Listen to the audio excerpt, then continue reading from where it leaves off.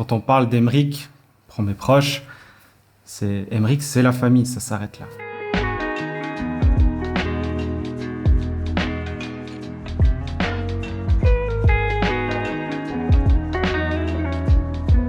Le premier jour où on s'est rencontrés, c'était en classe. Et moi, on peut appeler ça une chemise de beauf.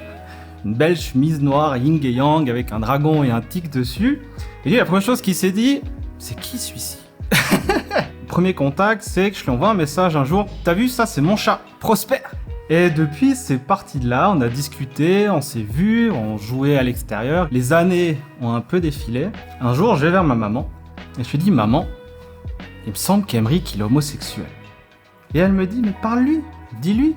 Maman, mais ça se demande pas ce genre de choses-là. C'est vrai qu'à l'époque, on remet le contexte, c'était un sujet tabou qui, avec du recul, ne doit pas l'être. Et c'est vrai que j'ai hésité quelques semaines.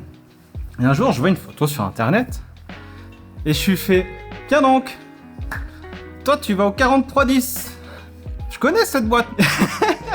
Et puis il part là-dessus, puis il dit non mais c'est pas possible, j'avais tout préparé, une magnifique lettre, je voulais qu'on se voie, et puis qu'on parle de tout ça, et puis on se voit.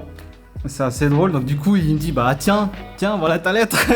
Et puis on est les deux assis sur un banc, et on se regarde pas trop, parce que moi j'ai les larmes qui viennent, lui il sait ce qu'il a écrit, il sait entre guillemets où j'en suis dans le texte, il a aussi les larmes qui viennent.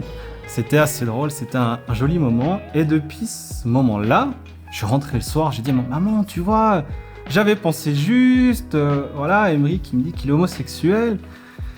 Et elle me dit, alors ça te change quelque chose? J'ai dit, non, ça reste Emeric, c'est mon meilleur ami, c'est comme ça va rien changer. Emeric et moi, c'est Emeric et moi. On bougeait beaucoup, on voyageait beaucoup.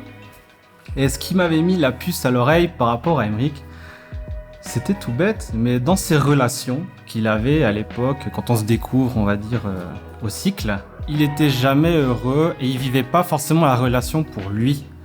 Des discussions qu'on avait, lui et moi, il disait il me manque quelque chose, ou oui, je suis bien avec elle, mais on va voir ce que ça peut donner, mais dans ces relations-là, Emeric était pas heureux. Si je pouvais revenir toutes ces années en arrière, je me dirais, pose-lui la question. Te torture par l'esprit, ou te demande pas est-ce que ça va le blesser, ou est-ce que toi ça va te blesser, est-ce que votre relation va changer.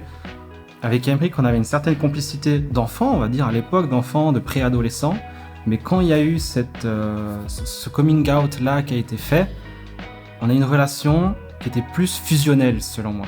Il fait partie de ma vie, il fera toujours partie de ma vie, et fera partie intégrante de la vie de mon fils, de mes enfants et puis de ma famille.